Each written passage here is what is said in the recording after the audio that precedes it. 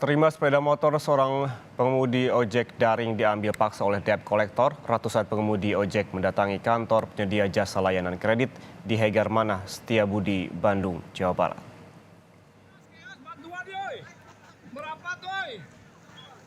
Melawan, abon melawan, woi. Coba merapat. Keributan diduga terjadi karena adanya penarikan kendaraan oleh debt collector, sementara pengemudi ojol yang kendaraannya hendak diambil tak terima. Chaos, bantuan, woi. Merapat, woi.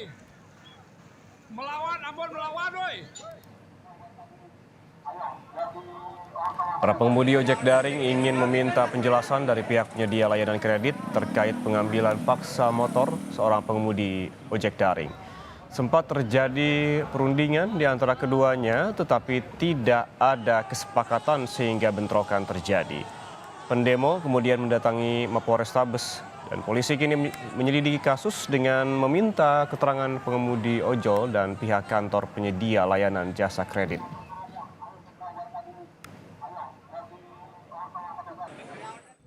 Sampai saat ini dari pihak kepolisian Polrestabes Bandung sudah mengamankan pelaku ataupun yang lainnya yang terluka dan sebagainya, dan alhamdulillah juga dari rekan-rekan kita semuanya dari Gojek-Gojek yang ada di wilayah Kota Bandung berkumpul di depan Mapolres Polrestabes Bandung dalam keadaan tertib ya.